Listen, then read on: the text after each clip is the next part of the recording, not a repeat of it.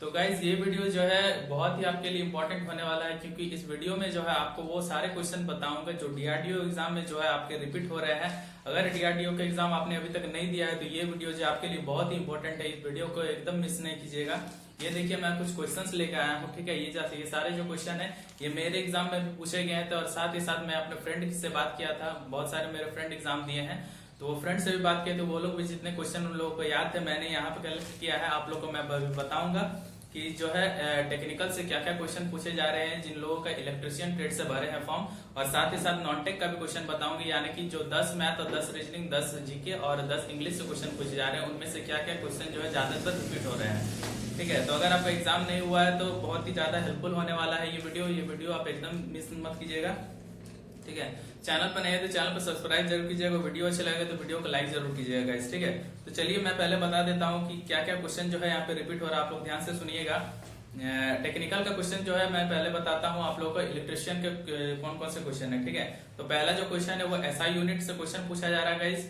SI unit of conductance मुझसे पूछा गया था, जो कि जिसका आंसर है साइमन, ठीक है, या तो महो, यानी कि एसआई यूनिट के क्वेश्चन को आपको अच्छा से ध्यान से रखना है, ठीक है। एसआई यूनिट सारा चीज का एक बार देख लेना है, रेजिस्टेंस, कंडक्टेंस, इंडक्टेंस, ये सब के सारे एसआई यूनिट आप लोग को याद कर लेना है।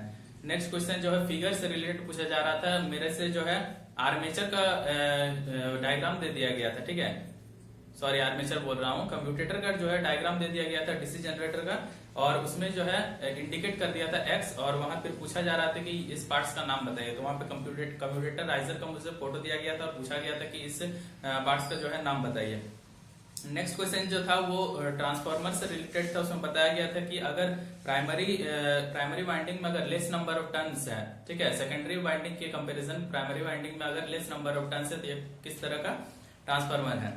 तो जैसे कि आप लोग जानते हैं अगर आउटपुट में यानी कि सेकेंडरी में अगर कम नंबर ऑफ टर्न्स है तो वो कम वोल्टेज देगा, यानी कि अगर कम वोल्टेज देगा तो वो स्टेप डाउन ट्रांसफार्मर होगा, ठीक है। नेक्स्ट में बात करते हैं कि पावर निकालने बताया गया था, एनर्जी, जो कि एनर्जी मीटर लगा हुआ रहता है हमारे घर में, तो उसमें बताया गया था कि अगर 500 वाट का कोई हीटर है, 5 घंटा चल रहा है और 3 दिन चल रहा है तो उसमें एनर्जी कितना लगेगा। तो उसका जो है फॉर्मूला होता है, आप लोग को मैं बता देता हूँ। जैसे कि 500 वाट का बताया गया था कि 500 वाट का एक हीटर है, ठीक है, और वो डेली कितने घंटे चल रहा है, 3 घंटे चल रहा है, ठीक है, 3 घंटा और 3 दिन, ठीक है। तो ये जो है टोटल पावर वो कंज्यूम करेगा और इसको डिवाइड दे देना है आपको 1000 से, ठीक है। ये जितना आएगा इतना ही यूनिट जो है आपका बिल आएगा घर में, ठीक है। इस हीटर से उतना ही यूनिट जो है कंज्यूम किया जाएगा, ठीक है। तो इस तरह का क्वेश्चन था। आगे क्वेश्चन में बताता हूँ कि इसमें पूछा गया था कि 4 ऑप्शन दिया गया था, ग्राफाइट, मरकरी, स्टील और आयरन, इसमें से कौन जो है नॉन मेटल है। तो इसमें जो है ग्राफाइट आंसर हो जाता। और उसके बाद जो है डीसी जनरेटर का नंबर ऑफ पैरेलल पाथ पूछा गया था लैप वाइंडिंग में, यानी कि लैप वाइंडिंग में नंबर ऑफ पैरेलल पाथ कितने होते हैं। तो लैप वाइंडिंग में बता देता हूँ कि नंबर ऑफ पैरेलल पाथ जो है नंबर ऑफ पोल्स के बराबर होता है, जितने उसके पोल रहेगा उतना ही नंबर ऑफ पाथ रहेगा। और अगर आपका वेव वाइंडिंग में पूछेगा तो वेव वाइंडिंग में जो है हमेशा 2 होता है, पैरेलल पाथ जो है हमेशा 2 होता है वेव वाइंडिंग में। आगे बात करता हूँ कि यहाँ पे जो है आप जो है आईटीआई में जो है वर्कशॉप कैलकुलेशन भी पढ़े होंगे। वर्कशॉप कैलकुलेशन में आपका मैथ था जिसमें आपका बेसिक मैथ पूछा गया था गाइस। तो बेसिक मैथ से भी क्वेश्चन आ रहा है, ठीक है, जो कि ट्रेड के ही पेपर में आपको देखने को मिलेगा। उसमें जो है हाइपोटेनस जो पाइथागोरस का था, यहाँ पे क्वेश्चन दिया गया था कि यहाँ 10 है, ये 6 है, तो आप ये बताइए। तो क्वेश्चन जो है बहुत मॉडरेट लेवल का ही आ रहा है, उतना ज्यादा हार्ड नहीं कर सकते। अब ये बताइए, ये तो 7 क्लास का पढ़ा हुआ चीज है, ये तो बहुत ही इजी था। और साथ ही साथ जो है यहाँ पे एलसीएम और एचसीएफ भी पूछा जा रहा है, ठीक है, एलसीएम और एचसीएफ भी पूछा जा रहा है। अब बताइए इतना आसान अगर क्वेश्चन पूछता है। उसके बाद जो है ज्वाइंट का जो है ज्वाइंट का फोटो दिया गया था, ठीक है, ज्वाइंट का फोटो दिया गया था और बताना था कि कौन सा ये ज्वाइंट है। तो मैरिड ज्वाइंट, ब्रिटेनिया टी ज्वाइंट, ये सब का फोटो दे रहा है। आप लोग वो सब ज्वाइंट का नाम थोड़ा अच्छा से याद कर लीजिएगा। आगे क्वेश्चन था कि ओवरहेड ट्रांसमिशन लाइन में जो है कौन सा कंडक्टर हम लोग यूज करते हैं। तो कौन सा कंडक्टर, तो बेयर कंडक्टर होगा, यानी कि नंगा तार होगा वहां पे, ठीक है। आगे बात करते हैं कि कौन सा टॉर्क जो है काम करता है पॉइंटर में मेजरिंग इंस्ट्रूमेंट है। मेजरिंग इंस्ट्रूमेंट के पॉइंटर को डिफ्लेक्ट करने में कौन सा टॉर्क यूज होता है, तो उसमें डिफ्लेक्टिंग टॉर्क होगा। अगर आपसे कंट्रोल करने का पूछेगा कि कौन सा टॉर्क जो है कंट्रोल करता है पॉइंटर को, वो आपका कंट्रोलिंग टॉर्क होगा, ठीक है। 3 तरह का टॉर्क होता है, कंट्रोलिंग टॉर्क, डैम्पिंग टॉर्क और एक डिफ्लेक्टिंग टॉर्क, ठीक है। ये तीनों टॉर्क आप याद रखिएगा।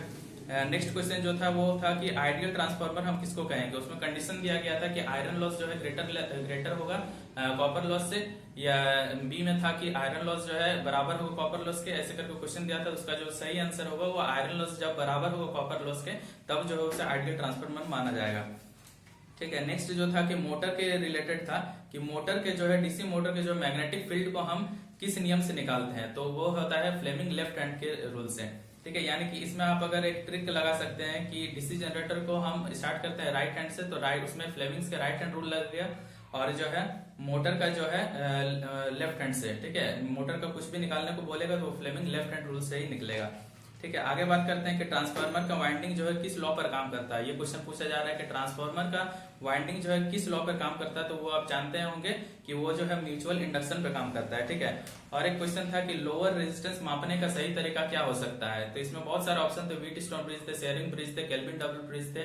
ठीक है, तो इसका जो है आंसर सही होगा वो है केल्विन डबल ब्रिज, यानी कि लोअर रेजिस्टेंस 1 ओम से कम रेजिस्टेंस को मापने के लिए हम हमेशा केल्विन डबल ब्रिज का ही प्रयोग करते हैं। ठीक है, तो ये था कुछ क्वेश्चन टेक्निकल के। अब मैं जो है नॉन टेक के क्वेश्चन बता रहा हूँ, और ये नॉन टेक के क्वेश्चन उन लोगों के लिए सबके सेम हो गए अगर आप कोई भी ट्रेड से भरे हैं। नॉन टेक का क्वेश्चन जो है सेम आ रहे हैं, सबके रिपीट हो रहे हैं। ठीक है, ज्यादातर यही सब क्वेश्चन रिपीट हो रहे हैं। तो नॉन टेक के क्वेश्चन अब मैं बताता हूँ। नॉन टेक में आप अगर देखिए कि मैथ से रिलेटेड भी पूछे जा रहे हैं क्वेश्चन कि ट्रेन का लंबाई दे दिया है 250 मीटर, वो एक सुरंग को पार करता है 10 सेकंड में। ठीक है, और सुरंग का भी जो है लंबाई 100 मीटर दे दिया गया है, तो ट्रेन का चाल आपको बताना है। यानी कि उसमें जो है आपको total distance by total time करना है, यानी कि ट्रेन का लंबाई प्लस टनल का लंबाई को आपको जोड़ के जो है जो टाइम दिया गया है, जितना टाइम में वो ट्रेन पार कर रही है सुरंग को, उससे डिवाइड दे देना है, आपका जो है आंसर आ जाएगा ट्रेन की स्पीड का। ठीक है, नेक्स्ट में बात करते हैं कि मिरर इमेज से भी क्वेश्चन पूछा जा रहा है रीजनिंग में, यानी कि जो है कोई एक चित्र दिया गया है, उसका आपका दर्पण में कैसा दिखेगा। ठीक है, उसको आपको दिखाना है। उसके बाद जो है सीरीज से क्वेश्चन आ रहे हैं। ठीक है, सीरीज से क्वेश्चन आ रहे हैं, अल्फाबेट सीरीज से क्वेश्चन आ रहे हैं रीजनिंग से। उसके बाद मैं बताता हूँ कि एक क्वेश्चन था कि 3 क्रमागत संख्या का अगर औसत 12 है तो सबसे बड़ी संख्या क्या है, तो आप इसको x+1 और x+2 मान के भी बना सकते हैं। ठीक है, औसत दिया गया है 12, तो उससे फिर x का वैल्यू निकाल के x+3 में पुट कर देना है। ठीक है, तो 13 इसका आंसर आएगा।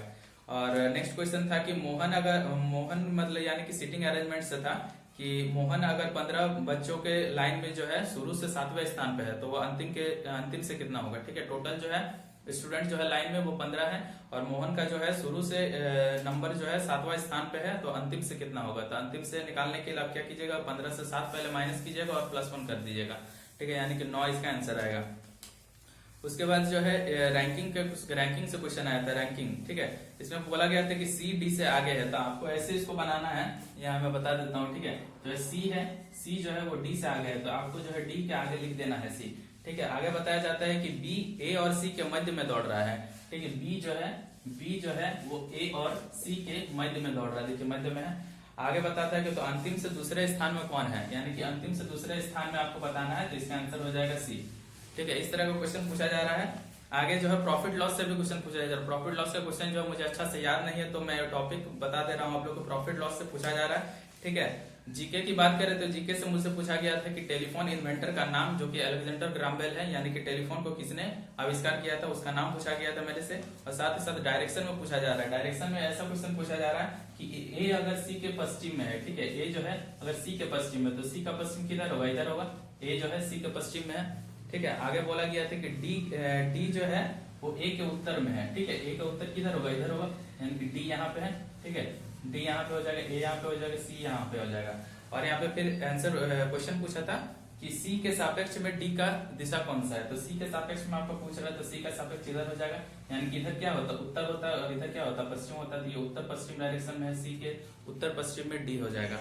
ठीक है, आगे बता देते कि इसमें सिनोनिम एंटोनिम से पूछा जा रहा है, यानी कि विपरीत शब्द भी पूछे जा रहे हैं, और साथ ही साथ पर्यायवाची शब्द भी पूछे जा रहे हैं। कोई एक वर्ड दे देगा इंग्लिश में, और उसके जो है सिनोनिम्स एंटोनिम्स से पूछे जा रहे हैं, और साथ ही साथ ऑड वन आउट भी निकाल के दे रहा है। ठीक है, 4 गो ऑप्शन दिया रहेगा, जिसमें से 3 गो एक ही ग्रुप का चीज होगा, और ऑड वन आउट यानी कि जो अलग है उसमें वो उसको आपको छाट के निकालना है। ठीक है, तो ये सारे क्वेश्चन जो है ज्यादातर रिपीट हो रहे हैं। ये सारे क्वेश्चन मैंने आपको बता दिया, सोचा आपको हेल्प करेगा।